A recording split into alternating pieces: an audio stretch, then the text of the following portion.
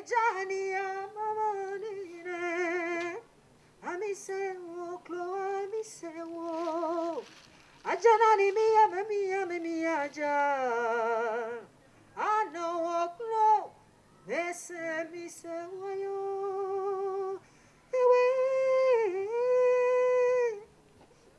ejania mamanine, amisewo klo amisewo.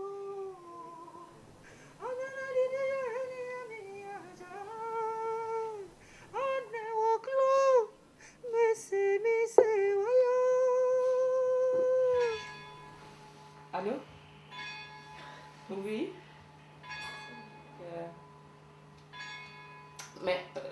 Mais elles sont là toute la journée, hein? On est là toute la journée aujourd'hui. L'association Marie-Madeleine fait écho à un personnage biblique qui fut mis au banc de la société. Malgré tout, elle a résisté dans l'adversité et a toujours su soutenir ses confrères. C'est sur ce modèle que l'association soutient et accompagne des femmes migrantes, souvent originaires d'Afrique subsaharienne et atteintes du VIH-Sida.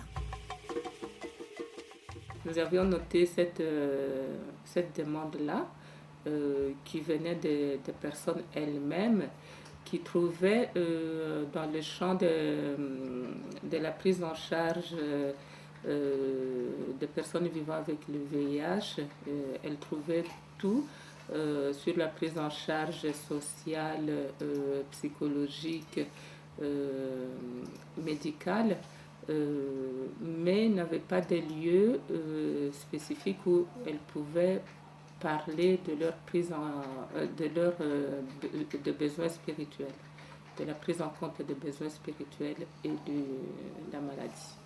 Ces femmes qui ont subi un déracinement de leur terre, de leur famille, mais aussi de leurs enfants, se réunissent dans ce lieu de confiance avec pour objectif principal le mieux-être.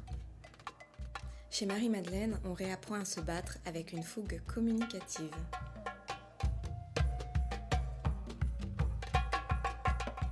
Elles, en l'occurrence ici, parce que ce sont des femmes, elles savent qu'elles rencontreront d'autres femmes touchées. Hein. Donc c'est pas facile à faire comme démarche.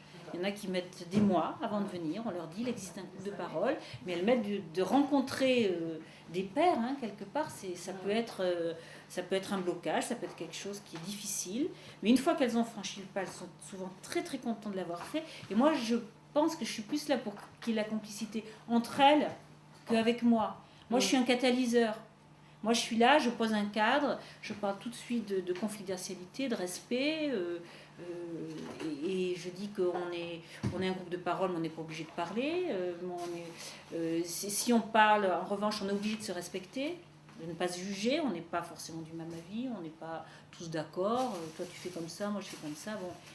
Et je suis un catalyseur, je ne suis pas du tout là pour... je ne vois pas comme ça. C'est vrai que nous avons entendu bien rigoler tout à l'heure.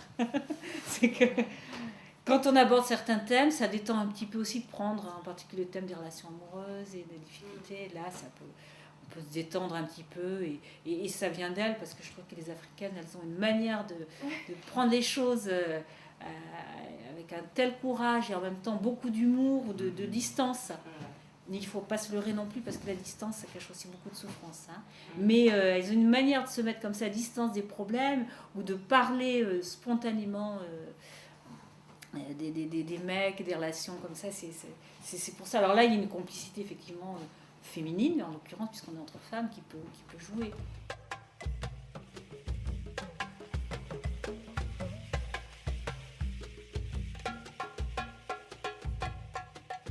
Pour aider les participantes, l'association propose diverses activités. Certaines se font autour d'un café en discutant sur des sujets concrets, tels que leurs droits sociaux ou bien leur santé. En revanche, des thèmes beaucoup plus personnels sont aussi abordés suivant l'inspiration des femmes. Elles proposent aussi des ateliers, tels que l'aquagym, afin de retrouver un certain bien-être. Enfin, des projets plus littéraires inspirés de spiritualité en fait sa singularité. Vous, les générations d'aujourd'hui, vous n'avez pas de moralité. Hein? Elle est enceinte, elle nous ramène un bâtard à la maison et tu trouves que c'est une bonne nouvelle? Ah, tata, mais enfin, Tata, c'est pas encore fini, Tata. Ah, Non, c'est pas encore fini. Il y a autre Viens chose. ici. Passe là. D'accord. Qu'est-ce que c'est? Non, c'est pas encore fini, Tata. Quoi d'autre? Le docteur, il a dit... Quoi le docteur il a dit? Le docteur, il a dit que je suis séropositive. Quoi? Que je suis séropositive, Tata. Qu'est-ce que c'est encore ça? C'est quoi ça? Ah, Tata. Passe là, explique-toi bien. Oui, non, c'est bon, là, c'est bon. Le docteur, il a dit que j'ai le sida. Le sida? Oui, Tata. Ah, Tata, pourquoi tu pousses loin comme ça? Là. Ah, cousine.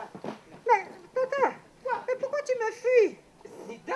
Oui, le Pas docteur. de sida ici. Non, c'est rien, Pas Tata. de sida On chez nous. contamine pas comme ça. Il y a des personnes qui refusent de prendre les traitements parce qu'elles vont être marquées par les effets indésirables.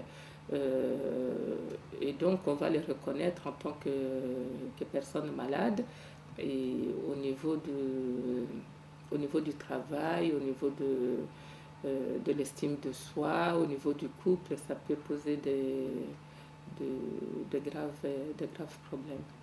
Moi, de mon côté, ça m'encourage aussi de donner de moi-même un peu aux autres aussi. Et puis, en retour, c'est vrai que c'est bénéfique d'avoir en retour quelque chose, quoi, une satisfaction de se sentir utile quelque part. Puis ça me permet de pouvoir extérioriser un petit peu.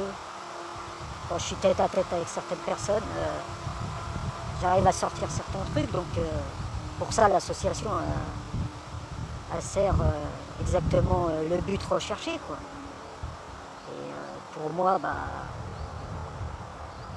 ça me permet aussi de pouvoir m'investir davantage. Et puis pourquoi pas créer un petit projet avec des personnes, si jamais l'occasion se présente, pourquoi pas, ouais.